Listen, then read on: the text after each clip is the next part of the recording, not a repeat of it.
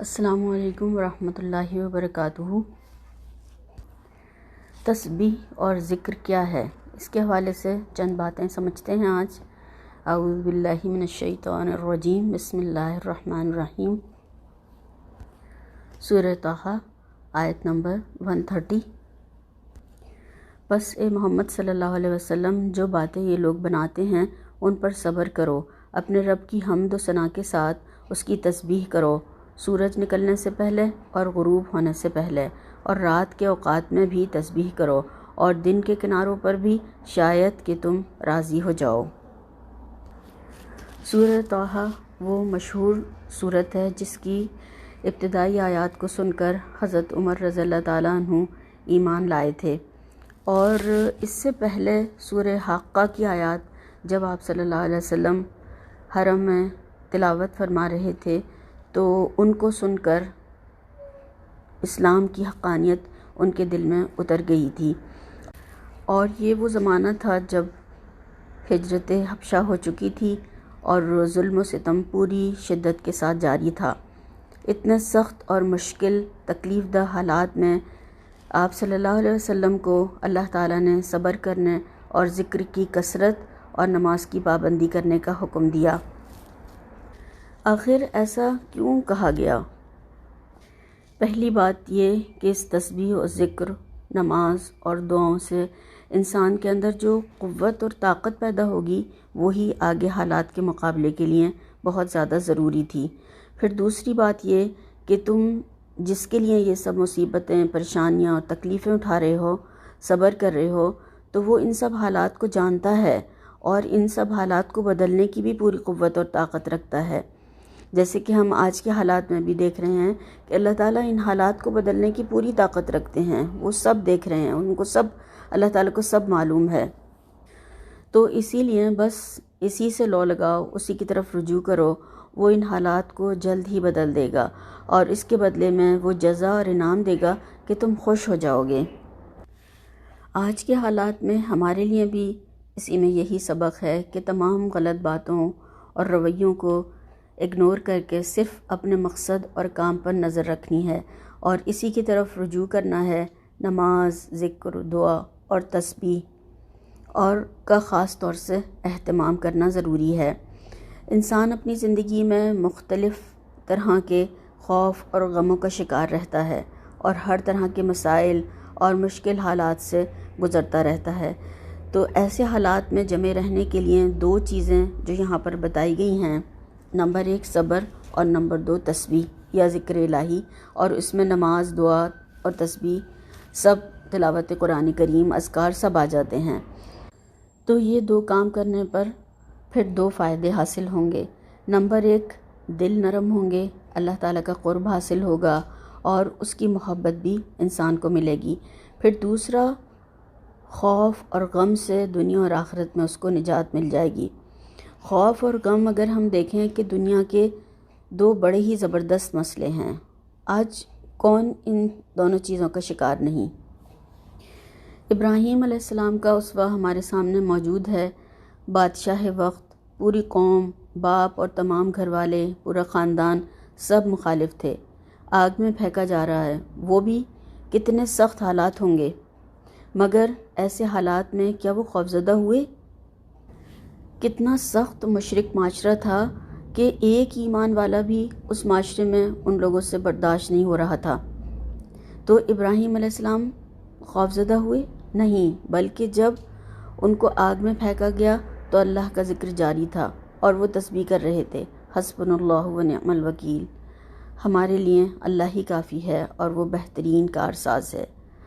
حسبی اللہ و نعم الوکیل اپنے لیے کہیں گے تو حسبی اللہ کہیں گے۔ اس کلمے کے بارے میں آپ صلی اللہ علیہ وسلم نے فرمایا کہ اس کلمے میں ہر خائف کے لیے امان ہے، یعنی ہر اس شخص کے لیے جو کسی نہ کسی چیز سے جس سے ڈر خوف محسوس ہو تو وہ اس کلمے کو پڑھے تو اللہ تعالیٰ اس کو اپنی حفاظت میں لے لیتے ہیں۔ تو آج کے حالات میں ہمارے لیے بھی اسی میں پھر امان ہے۔ آج کے دور میں اور آج کے حالات میں ہم دیکھیں تو بے سکونی، خوف، غم، پریشانیاں، بیماریاں سب ہی انتہا کو پہنچی ہوئی ہیں، اور مسلمانوں پر آج پوری دنیا میں عرصہ حیات تنگ کیا جا رہا ہے۔ ہیلے بہانوں سے، بغیر کسی وجہ کے بھی مسلمانوں کے خلاف ہر طرح کی کارروائیاں روا رکھی جا رہی ہیں، بلا وجہ ان کو ستایا جا رہا ہے، طرح طرح کی ان کے خلاف سازشیں کی جا رہی ہیں۔ اگر ہم دیکھیں کہ ایسا کیوں ہو رہا ہے یا کیوں ہوا ہے، اگر جائزہ لیں یا کھلے دل سے ہم اس کا تجزیہ کریں تو اس میں ہمیں اپنا بھی کچھ نہ کچھ قصور نظر آئے گا۔ وہ کیسے؟ وہ اس طرح، نمبر 1، ہم نے دین کا کام چھوڑ دیا اور ہم اتنے دنیا میں مگن ہو گئے ہیں کہ وہن کی بیماری کا شکار ہو گئے ہیں۔ وہن کی بیماری لگ گئی ہے ہمیں، اور صحابہ کرام کے پوچھنے پر آپ صلی اللہ علیہ وسلم نے وہن کا مطلب جو بتایا تھا کہ دنیا کی محبت اور موت سے نفرت۔ تو یہی آج ہمارا حال ہے۔ کروڑوں کی تعداد میں ہونے کے باوجود کوئی مسلمانوں کی صحیح نہیں ہے، کوئی حیثیت ہی نہیں ہے، کوئی ان کی عزت اور غلبہ ہی نہیں ہے۔ تو یہی آپ صلی اللہ علیہ وسلم نے فرمایا تھا کہ تمہاری تعداد زیادہ ہوگی مگر حیثیت جو ہے خس و خاشاک کی طرح سے ہو جائے گی۔ اور دوسری وجہ ہم دیکھیں وہ یہ ہے کہ تسبیح اور ذکر دعا اللہ تعالیٰ سے تعلق ہی چھوڑ دیا ہے۔ کچھ لوگ تو کہتے ہیں کہ انہیں نماز کی ضرورت ہی نہیں ہے، اور پھر کچھ لوگ کہتے ہیں کہ وقت ہی نہیں ہے۔ تو وقت جو ہے وہ کن چیزوں میں لگ رہا ہے، کہاں جا رہا ہے؟ سوشل میڈیا پر، بس میسج پر میسج، اور کام کچھ بھی نہیں کرنا ہے۔ ایک میسج ساری دنیا میں پھیلانے کے لیے ہدایت دے کر بھیجا جا رہا ہے کہ مسلمانوں کے لیے ہم 2.5 لاکھ بار لا الہ الا انت سبحانک انی کنت من الظالمین پڑھ رہے ہیں، آیت کریمہ 11 بار آپ بھی پڑھیں، پھر اس کو آگے شیئر کر دیں، اور یہ سلسلہ رکنا نہیں چاہیے۔ یہ سب کیا ہے؟ کیا یہ صحیح ہے؟ کیا یہ آپ صلی اللہ علیہ وسلم سے ثابت ہے؟ یا آپ صلی اللہ علیہ وسلم نے یہ کیا؟ یہ سب بالکل غلط کام ہے۔ آپ صلی اللہ علیہ وسلم نے تو جب ایسے حالات آئے تو قنوت نازلہ پڑھی تھی، اور جنگ خندق کے اتنے سخت وقت میں، جبکہ صحابہ کرام کہتے تھے کہ ہمارے کلیجے منہ کو آ رہے تھے، بھوک تھی اور سردی بہت شدت کی تھی اور خوف کی وجہ سے، مگر آپ صلی اللہ علیہ وسلم نے کوئی آیت کریمہ کا وظیفہ نہیں کروایا۔ اور ایک دعا جو مشکات کی ملتی ہے، اللہم استر عوراتنا و آمن رواتنا، یا الہی ہمارے عیب ڈھانپ لے اور گھبراہٹوں سے امن دے، یہ پڑھے لوگ۔ پھر تیسری چیز یہ دیکھیں کہ کلمہ توحید، امر بالمعروف، دین کی سربلندی کی کوششیں، اس کے کام ترک کر دیے ہیں۔ کہا تو یہ گیا تھا کہ وہ قوت اور طاقت فراہم کر کے رکھو جس سے اللہ کے اور تمہارے دشمن خوفزدہ رہیں اور تمہیں ترنے والا نہ سمجھیں، جیسے کہ آج سمجھا ہوا ہے۔ مگر ہم دیکھیں کہ ہمارا مال کہاں لگ رہا ہے، ہر طرح کی فضول خرچیوں میں، دین کے کاموں میں تو 1% بھی نہیں لگ رہا، تو پھر کیا ہوگا؟ پھر چوتھی چیز دیکھیں کہ کنتم خیر امت اخرجت للناس کہہ کر تمام انسانیت کو یہ پیغام پہنچانے کا کام سونپا گیا تھا ہمیں، وہ بھی اٹھا کر بند کر کے رکھ دیا ہے کہ جن کو فرصت ہو وہ تھوڑے بہت کر لیں، اور اپنے عیش و آرام اور اپنی دنیا میں مگن ہو گئے ہیں۔ اصل کام تو فکبرہ تکبیرہ کہا تھا کہ اس بڑے کی بڑائی بیان کرو اور دوسروں کو بھی بتاؤ، اس سے تمہاری دنیا بھی محفوظ اور مامون، اور آخرت میں بھی انعام، نعمتیں اور جنت کا وعدہ کیا گیا ہے۔ ہمیں اصل میں ذکر اور تسبیح کا وسیع مفہوم سمجھنے کی ضرورت ہے۔ اس کے معنی یاد کرنے کے بھی ہیں اور یاد رکھنے کے بھی، نماز کے بھی ہیں، تلاوت کے بھی ہیں، صبح شام کے اذکار اور تمام مواقع کی مسنون دعائیں، امر بالمعروف اور دعوت دین پہنچانے کے بھی ہیں۔ ہم جب لوگوں کو درس میں بلاتے ہیں، اپنے یہاں آنے کی دعوت دیتے ہیں، تو ہمارا مقصد کیا ہوتا ہے؟ یہی نا کہ لوگ اللہ سے جڑ جائیں، اس دعوت کو قبول کر لیں، اپنی زندگیوں کو سدھاریں اور کل کے برے انجام سے بچ جائیں۔ درس میں ہم اپنے تو کوئی کہانی قصے نہیں سناتے لوگوں کو، ہم اللہ سبحانہ وتعالیٰ کی پہچان اور نبی کریم صلی اللہ علیہ وسلم کی سنت ہی بتاتے ہیں، تو پھر یہ بھی سب ذکر و تسبیح ہے۔ اصل میں ہم نے تسبیح کا جو تصور ہے بہت محدود سمجھ رکھا ہے، جو ہمارے ذہنوں میں بچپن سے ہے کہ بس مصلی پر بیٹھ کر وہ دانے والی تسبیح جو ہے اس کو گھمانا، اس کو پڑھنا۔ ہمارا یہ کانسیپٹ ہی کلیئر نہیں ہے کہ چل پھر کر یا کرسی پر بیٹھ کر یا زبان سے یا ہاتھ سے یا عمل سے یا پھر قلم سے جو دین کی سربلندی کے کام ہم کریں گے وہ سب ذکر اور تسبیح میں آئیں گے۔ تھوڑی سی شعوری کوشش سے ساری زندگی تسبیح اور ذکر بن جائے گی انسان کی۔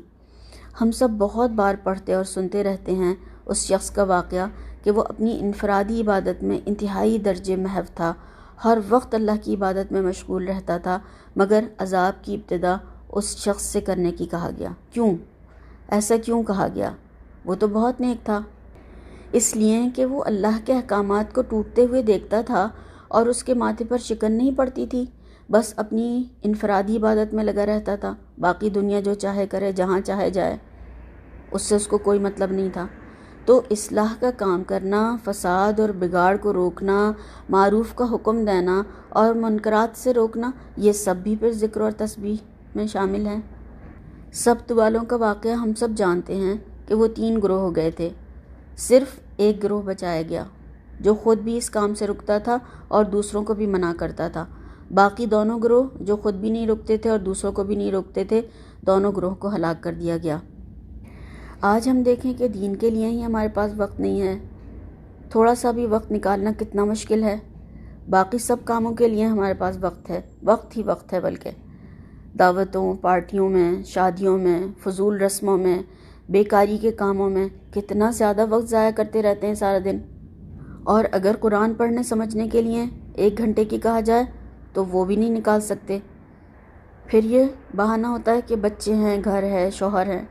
تو بچے تو سب کے تھے، شوہر، گھر بار سب کے تھے، آپ کے بھی تھے، بیویاں تھیں، سب انبیاء کرام کے بچے بھی تھے، گھر بار بھی تھے، اور سارے کام بھی کیے اور مشکل کام کیے، اور یہی وقت 24 گھنٹے سب کو دیا گیا تھا کہ انہوں نے بھی اسی میں کام کیا اور ہمیں بھی آج یہی 24 گھنٹے دیے گئے ہیں۔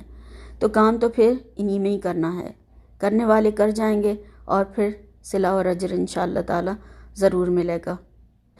تو اللہ تعالیٰ سے دعا ہے کہ وہ ہمیں ذاکرات اور مسبحات میں شامل کر لے، کیونکہ کل قیامت کے دن ان کو خاص پروٹوکول دیا جائے گا اور اعلان ہوگا کہ کہاں ہیں عقل مند لوگ۔ ذاکرین اٹھ کھڑے ہوں گے اور وہ تھوڑے ہوں گے اور بغیر حساب کے جنت میں داخل کر دیے جائیں گے۔ سبحان اللہ، اللہ تعالیٰ ہمیں ان عقل مند لوگوں میں شامل فرمائے، آمین ثم آمین۔ اللہ تعالیٰ ہمیں قرآن اور سنت پر صحیح عمل کرنے والا بنا دے اور اس کو دوسروں تک بھی پہنچانے کی بہترین توفیق عطا فرمائے، آمین ثم آمین۔ اور اللہ تعالیٰ ہمیں ایسے تمام اعمال کی توفیق عطا فرمائیے جن سے کہ آپ ہم سے راضی ہو جائیں، ہمیں نفس اور شیطان کی شر سے بچا لیجئے، آمین ثم آمین۔ ربنا تقبل منا انک انت السمیع العلیم وتب علینا انک انت التواب الرحیم۔ وصلی اللہ تعالی علی خیر خلقہ محمد وآلہ واصحابہ اجمعین برحمتک یا ارحم الراحمین۔ سبحانک اللہم وبحمدک اشہد ان لا الہ الا انت استغفرک واتوب الیک۔ السلام علیکم ورحمۃ اللہ وبرکاتہ۔